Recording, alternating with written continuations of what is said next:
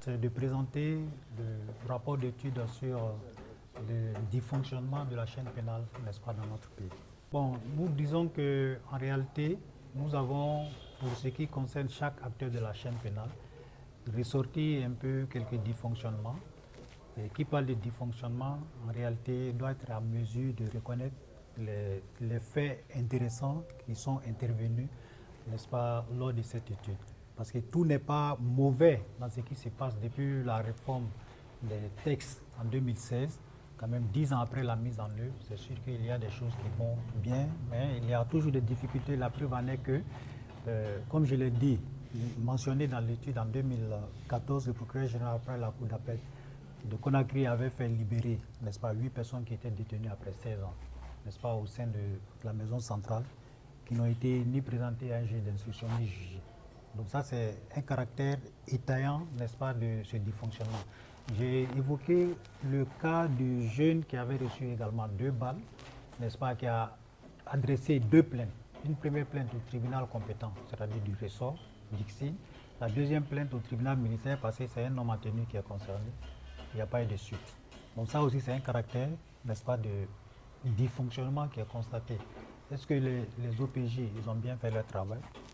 Ça laisse à désirer. Au niveau de la communication, vous avez vu quand une affaire est portée par les médias, généralement il y a une issue très vite par rapport à ça. J'ai évoqué le cas de El Hadji Assimi Diallo, où les personnes ont été interpellées avec la prouesse, n'est-ce pas, des OPJ. Mais malheureusement, 18 mois après, jusqu'à présent, ça ne va pas pour faute d'avocat. Et l'OGDH était obligé, n'est-ce pas, de prendre sur les 17 personnes mises en cause, il n'y a qu'une seule personne qui avait un avocat. Donc l'OGDH a décidé de prendre les 16 autres. Donc c'est ce qui a justifié ou aurait justifié le renvoi, n'est-ce pas, de cette audience. J'ai également évoqué le cas de la dame qui a été poignardée à Kanka, où elle est décédée.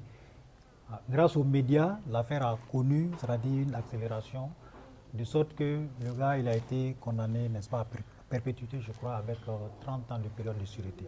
C'est-à-dire, tant qu'il n'a pas encore fait 30 ans, son dossier ne peut pas être réexaminé. Donc, grosso modo, au niveau de chaque acteur de la chaîne pénale, vous avez quand même un dysfonctionnement.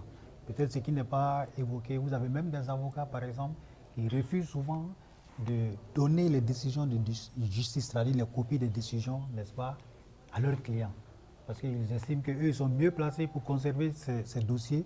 Mais en réalité, ce n'est pas ça. C'est qu'ils ne veulent pas que les gens entreprennent d'autres démarches à leur insu. Donc souvent, bon, en un laps de temps aussi restreint, c'est difficile, n'est-ce pas, d'expliquer ou d'exposer tout ce qui est contenu, n'est-ce pas, dans l'étude.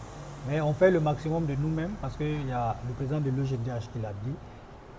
Au moment que nous faisions l'étude, nous on était à 30 dossiers et aujourd'hui eux ils sont à 60 dossiers.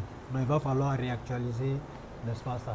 Mais ce qui est intéressant, c'est que nous avons fait une liste de recommandations avec des actions à entreprendre. C'est-à-dire il y a 13 recommandations au total.